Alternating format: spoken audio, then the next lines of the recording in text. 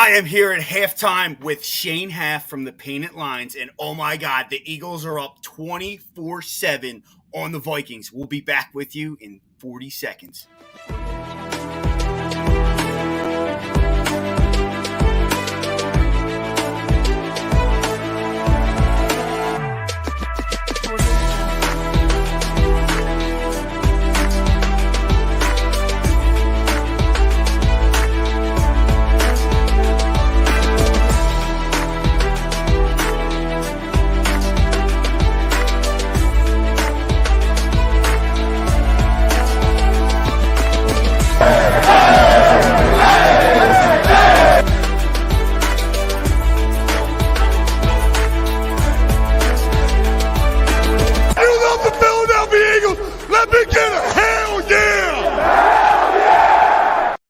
Hell yeah! 24-7.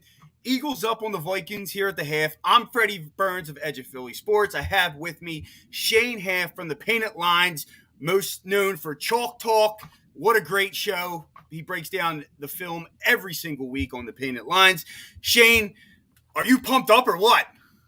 Yeah, I was not expecting to be this excited on a halftime show. I didn't think this first half was going to go quite like this. So really everything you could have asked for from both the offense and the defense in this first half. So we'll get into it here.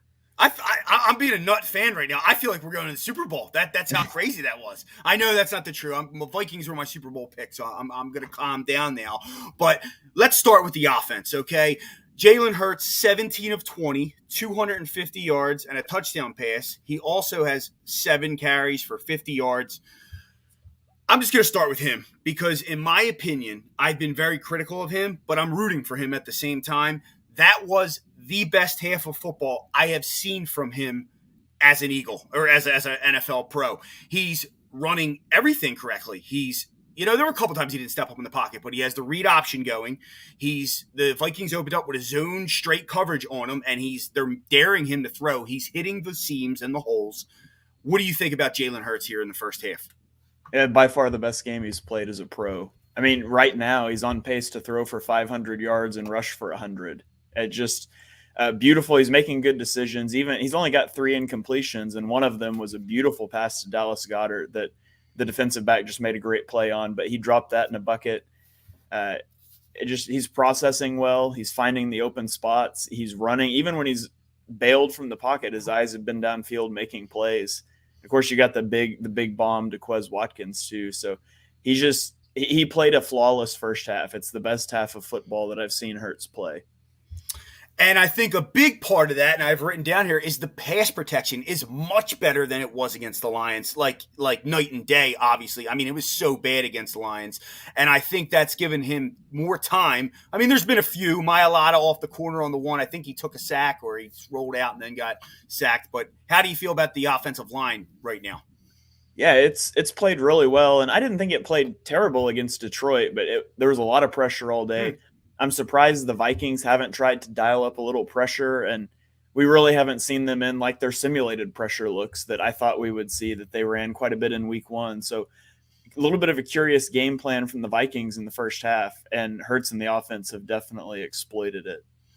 Yeah, I'm very surprised at the zone. It's almost like, Hurts, the flaw on him is throwing. So you figure you would go man, and dare him to throw, but they're just giving him the open receiver, essentially saying, put it in the hole. And I mean, if the guy's wide open by 5 yards, Hurts can hit that throw, no doubt. Yeah, absolutely. I mean, the Vikings are a zone-heavy team. And, when you play man against a guy like Hurts, you open yourself up to the running game. And so a lot of times you'll see a man team try to shift to a little more zone. Hurts is killing the Vikings on the ground anyways, even though they're in zone. So the thing is, like, when you're playing a team that has the weapons the Eagles have, you really can't go for a single high safety approach, or you can bomb the ball deep on them. And if teams are starting to shift to having 2 safeties back and Hurts is able to take the underneath things and able to create, all of a sudden the offense gets really scary.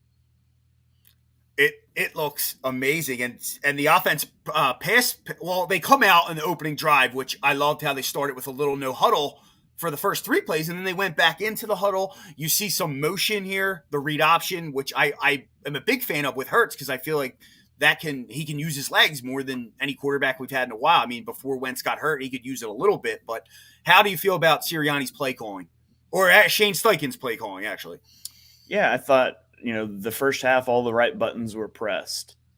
I hope that, coming out of half, we'll see what the Vikings do to adjust. But I thought the game plan was really good. They got Devonta Smith involved early. They're not forcing the ball to Smith. They're not forcing it to Brown. Hurts has done a good job of sitting in the pocket and dissecting things. They've done some cool things schematically. That third down where you had Zach Pascal scrape out of the backfield, that's something that they showed in week 1 too, with the play fake and get Hurts rolling out. You got the run pass option into the flat. I like a lot of what they're doing there schematically, and ultimately Hurts is executing it well. let's move to this defense, who from the first play, and me and you and Seth Joyner, really, it was you and Seth Joyner, really. I just commented once, but you were going back and forth on Twitter. But there was a lot of criticism of Jonathan Gannon, and rightfully so.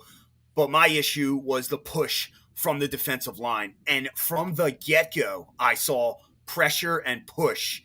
Did you see the same thing from the D-line? Yeah, it starts for me with how they're playing the run, honestly. The run defense has looked a lot better. You haven't seen the Vikings try to run the ball a whole lot. Dalvin Cook only has 3 carries in the first half, but they've come out with a lot of odd fronts, 5-man fronts. The gap integrity has been better against the run, and it's opened them up to rush the passer more. You saw Josh Sweat get the sack that was taken away with the face mask. Hassan Reddick had a couple good pressures on Kirk Cousins. He almost got home. I really liked one of the first third downs, I think it was. They had that 5-man front, but then the edge guys both bailed out, and you brought TJ Edwards right up the middle. Basically, it's that schemed Edwards a free run. Now the running back stayed in to block, and he blew him up, but that creates pressure. You had the third down 0 blitz that they ran. So his third down play calling has been really good tonight, I think, with the exception of the one drive. I thought the one drive that the Vikings went down and scored, credit the Vikings for running their offense, but I thought that he kind of fell back into the soft coverages, not pressuring as much, and you saw what happened. So hopefully they keep the pedal to the metal in the second half. Yeah, he had Hassan Reddick in coverage, which we know is a no-no, and we paid for it like common sense stuff. However, they give up 61 yards through the air, 32. So what's that? 93 total yards. I will say, if Irv Smith catches that pass on the final drive that does change things a lot. But you talked about the third downs, and the third down conversions were a big thing for me. And 3 key plays here: Darius Slay on Justin Jefferson making a defensive play. You could call PI on the holding on the hand a little bit, but I'm not going to call that. That was a great deflection there. Bradbury stepped up with a good deflection, and then TJ Edwards as well. Third down stops have been huge for this defense. Yeah, and they're winning in ways you wouldn't necessarily expect them to. Like, Darius Slay's a good corner. Darius Slay on Justin Jefferson one-on-one on third down. You would expect Jefferson to win that rep the majority of the time, but Slay stepped up. He made a great play. Edwards, you would not ever expect Edwards to win a third down rep against a guy in man coverage. Edwards not known for being a cover guy, but he made the play there. And so, that's a little bit of a risky move, but I would rather you be risky with these cover one, bring some pressure, put your best guy on their best guy situations. So far it's worked out. Is it going to burn them sometime? Yeah, it might burn them sometime in the second half, but it got you off the field 3 times in the first half to build a lead. They closed the half with a field goal, which is good. I liked his approach too. He ran the ball there, got the first down, then called timeout and said, "Let's go make a play," instead of pushing it inside the room. What was it, 5 or 4-3? What do the Eagles need to do in this second half to maintain this lead and not blow it up?